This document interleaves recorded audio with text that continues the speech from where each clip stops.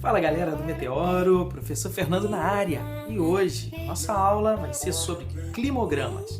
Nós vamos tentar entender como esse gráfico é organizado e de que maneira a gente pode fazer a leitura desse material.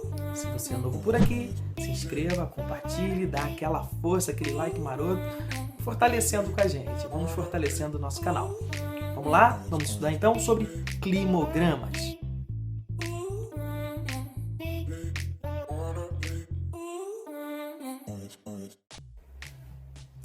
Então, galera, nós vamos falar sobre climograma. Estamos falando desse gráfico onde você consegue verificar algumas informações importantíssimas sobre o clima. De um lado, você vai verificar, por exemplo, que estão colocadas as temperaturas, nesse nosso exemplo, de 0 a 25 graus Celsius. E a temperatura nesse gráfico é representada por essa linha que se estende ao longo de todo o gráfico. Veja.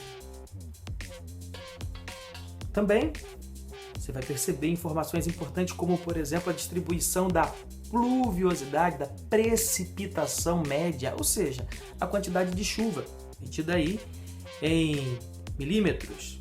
E na base do nosso gráfico você vai encontrar, por exemplo, a distribuição de meses: janeiro, fevereiro, março, abril, maio, junho, julho, setembro, outubro, novembro e dezembro. Ou seja, todas essas informações colocadas num gráfico. As barras representando a quantidade de chuva, a linha representando a variação da temperatura. Se você olhar bem esse nosso climograma, você vai perceber que nos meses de janeiro, fevereiro e março, você tem uma temperatura mais alta e a temperatura vai diminuindo à medida que o ano vai avançando, chegando na estação de inverno, você percebe uma queda acentuada na temperatura, não tão acentuada, mas uma queda na temperatura, como você pode verificar na linha descendente aí, olha, como a linha da temperatura desce, chega na casa ali próximo dos 15 graus nos meses de junho, julho e volta a subir. Então a gente tem aqui pelo menos duas grandes estações bem características representadas. Um verão, que você pode perceber, por exemplo, bem chuvoso, e um inverno com uma certa estiagem. Então a gente está falando aqui, pessoal, do clima tropical. É interessante para fazer a leitura dos climogramas que você sempre busque as informações básicas de cada clima. Por exemplo, se nós estivéssemos falando de um clima equatorial, tem duas grandes características gritantes, marcantes no clima equatorial. Uma quantidade de chuva elevadíssima. Você vai ver, por exemplo, que no clima equatorial chove o ano todo. A gente vai projetar para vocês aqui um climograma da cidade de Manaus, por exemplo. Chove o ano todo, certo?